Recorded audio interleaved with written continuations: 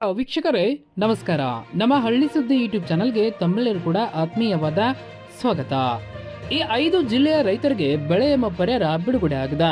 ಹೌದು, ಹಾಗೆ ಸಾಲ ಮನ್ನಾದ ಬಗ್ಗೆ ಕೂಡ ಒಂದು ಬಿಗ್ ಅಪ್ಡೇಟ್ ಒಂದು ಬಂದಿದೆ. ಸೊ ದಯವಿಟ್ಟು ವಿಡಿಯೋನ ಎಲ್ಲೂ ಕೂಡ ಮಧ್ಯದಲ್ಲಿ ಸ್ಕಿಪ್ ಮಾಡದೆ ಕೊನೆವರೆಗೂ ನೋಡಿ, ಯಾಕಂದ್ರೆ ಮಧ್ಯದಲ್ಲಿ ಸ್ಕಿಪ್ ಮಾಡಿದ್ರೆ ನಿಮಗೆ ಏನೂ ಕೂಡ ಅರ್ಥವಾಗುವುದಿಲ್ಲ. ಸೊ ದಯವಿಟ್ಟು ವಿಡಿಯೋನ ಕೊನೆ ತನಕ ನೋಡಿ. ಎಷ್ಟು ಬೆಳೆ ಎಂಬ ಪರಿಹಾರ ಜಮಾ ಆಗಿದೆ, ಯಾವೆಲ್ಲ ಜಿಲ್ಲೆಗೆ ಜಮಾ ಆಗಿದೆ, ಎಲ್ಲವನ್ನು ಕೂಡ ನಾನು ಒಂದೊಂದಾಗಿ ಈ ವಿಡಿಯೋದಲ್ಲಿ ತಿಳಿಸ್ಕೊಡ್ತಾ ಹೋಗ್ತೀನಿ.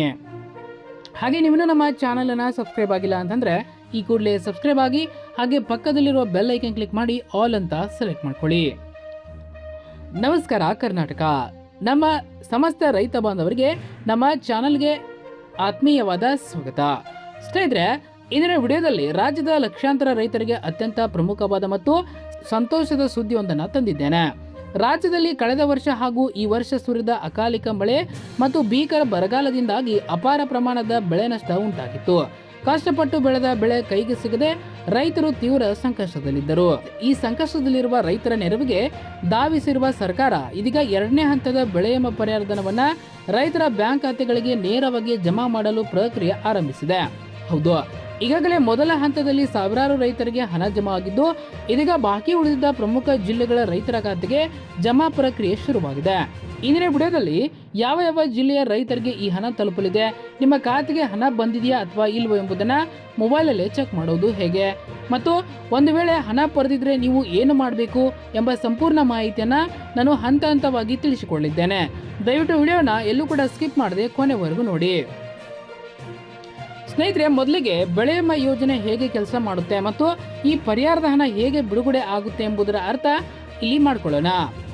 ಪ್ರತಿ ವರ್ಷ ಮುಂಗಾರು ಮತ್ತು ಹಿಂಗಾರು ಹಂಗಾಮಿನಲ್ಲಿ ರೈತರು ತಮ್ಮ ಬೆಳೆಗಳ ಪ್ರಕೃತಿ ವಿಕೋಪಗಳಿಂದ ಸುರಕ್ಷತೆ ಪಡೆಯಲು ಸಂರಕ್ಷಣಾ ಪೋರ್ಟಲ್ ಮೂಲಕ ಬೆಳೆ ವಿಮೆಯನ್ನು ಕಟ್ಟಿರುತ್ತಾರೆ.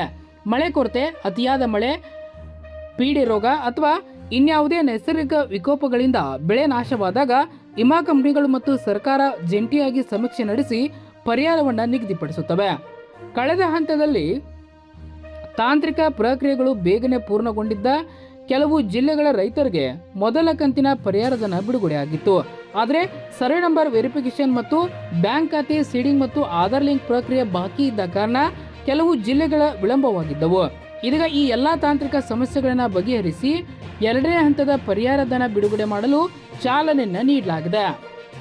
ಪ್ರಮುಖ 5 ಜಿಲ್ಲೆಗಳು ಯಾವ್ಯಾವು? ಹೌದು, ಈಗ ನಿಮ್ಮ ಮನಸ್ಸಿನಲ್ಲಿ ಒಂದು ಪ್ರಶ್ನೆ ಇರಬಹುದು, ಯಾವ ಯಾವ ಜಿಲ್ಲೆ ರೈತರಿಗೆ ಈ 2ನೇ ಹಂತದ ಹಣ ಸಿಗುತ್ತೆ ಎಂದು ನೀವು ಕಾಯ್ತಾ ಇರಬಹುದು. ಬನ್ನಿ ಹಾಗಾದ್ರೆ ನೋಡ್ತಾ ಹೋಗೋಣ. ಅಧಿಕೃತ ಮಾಹಿತಿ ಪ್ರಕಾರ 2ನೇ ಹಂತದಲ್ಲಿ ವಿಶೇಷವಾಗಿ ಬಾಕಿ ಉಳಿದಿದ್ದ 5 ಪ್ರಮುಖ ಜಿಲ್ಲೆಗಳ ರೈತರ ಖಾತೆಗೆ ಹಣ ನೇರವಾಗಿ ಡಿಬಿಟಿ ಮೂಲಕ ನೇರವಾಗಿ ಹಣ ಜಮಾ ಆಗುವಂಥದ್ದು. ಉತ್ತರ ಕರ್ನಾಟಕದ ಪ್ರಮುಖ ಕೃಷಿ ಜಿಲ್ಲೆಗಳು ಬೆಳಗಾವಿ, ವಿಜಯಪುರ ಮತ್ತು ಬಾಗಲಕೋಟೆ ಭಾಗದ ಪ್ರಮುಖ ತಾಲೂಕುಗಳು ಮತ್ತು ಮಧ್ಯ ಮತ್ತು ದಕ್ಷಿಣ ಕರ್ನಾಟಕ ಜಿಲ್ಲೆಗಳಾದ ದಾವಣಗೆರೆ, ಶಿವಮೊಗ್ಗ ಮತ್ತು ಸುತ್ತಮುತ್ತಲಿನ ಬರಪೀಡಿತ ಪ್ರದೇಶಗಳಿಗೆ ಈ ಹಣ ಜಮಾ ಆಗಿದೆ. ಈ ಜಿಲ್ಲೆಗಳಲ್ಲಿ ಮುಂಗಾರು ಹಂಗಾಮಿನಲ್ಲಿ ಮೆಕ್ಕೆಜೋಳ, ತೊಗರಿ, ಸೋಯಾಬೀನ್, ಹತ್ತಿ ಮತ್ತು ಶೇಂಗಾ ಬೆಳೆದಿದ್ದ ಲಕ್ಷಾಂತರ ರೈತರಿಗೆ ಅವರ ಹಾನಿಯ ಪ್ರಮಾಣಕ್ಕೆ ಅನುಗುಣವಾಗಿ ಹೆಕ್ಟರ್ಗೆ ನಿಗದಿತ ಪರಿಹಾರ ಹಣವನ್ನು ಜಮಾ ಮಾಡಲಾಗ್ತಾ ಇದೆ.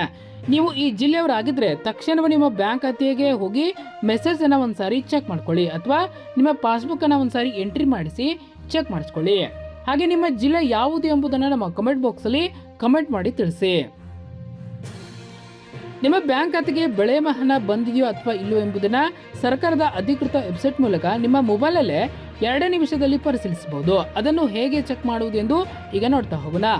ಮೊದಲಿಗೆ ನಿಮ್ಮ ಮೊಬೈಲಲ್ಲಿ ಗೂಗಲ್ ಕ್ರೋಮ್ ಓಪನ್ ಮಾಡಿ ಸಂರಕ್ಷಣಾ ಪೋರ್ಟಲ್ ವೆಬ್ಸೈಟ್ ಅಂತ ಸರ್ಚ್ ಮಾಡಬೇಕಾಗುತ್ತೆ. ಆ ಪೋರ್ಟಲ್ಗೆ ಭೇಟಿ ನೀಡಿ ನಂತರ ಅಲ್ಲಿ ವರ್ಷ ಜಾಗದಲ್ಲಿ ಪ್ರಸ್ತುತ ವರ್ಷ ಮತ್ತು ಸೀಸನ್ ಜಾಗದಲ್ಲಿ ಖಾರಿಫ್ ಎಂದು ಆಯ್ಕೆ ಮಾಡಿ ನಂತರ ಫಾರ್ಮರ್ ವಿಭಾಗಕ್ಕೆ ಹೋಗಿ ಚೆಕ್ ಸ್ಟೇಟಸ್ ಮೇಲೆ ಕ್ಲಿಕ್ ಮಾಡಬೇಕಾಗುತ್ತೆ. ನಂತರ 4ನೇ ಹಂತದಲ್ಲಿ ಅಲ್ಲಿ ನಿಮ್ಮ ಪ್ರಪೋಸಲ್ ನಂಬರ್ ಅಥವಾ ಅಪ್ಲಿಕೇಶನ್ ನಂಬರ್ ಅಥವಾ ನಿಮ್ಮ 12 ಅಂಕೆಯ ಆಧಾರ್ ಸಂಖ್ಯೆಯನ್ನು ನಮೂದಿಸಬೇಕಾಗುತ್ತೆ. ನಿಮ್ಮ ಸ್ಕ್ರೀನ್ ಮೇಲೆ ಕಾಣುವ ಕ್ಯಾಪ್ಚರ್ ಕೋಡನ್ನು ಹಾಕಿ ಸರ್ಚ್ ಅಂತ ನೀಡಿದರೆ ನಿಮ್ಮ ಅಪ್ಲಿಕೇಶನ್ ಸ್ಟೇಟಸ್ ಅಲ್ಲಿ ಕಾಣಿಸುತ್ತೆ. ಅಲ್ಲಿ ಪೇಮೆಂಟ್ ಸಕ್ಸಸ್ ಅಥವಾ ಅಮೌಂಟ್ ತೋರಿಸುತ್ತಿದ್ರೆ ಹಣ ನಿಮ್ಮ ಖಾತೆಗೆ ಜಮಾ ಆಗಿದೆ ಎಂದರ್ಥ. ಒಂದು ವೇಳೆ ಹಣ ಬರ್ದಿದ್ರೆ ನೀವು ಏನು ಮಾಡಬೇಕು?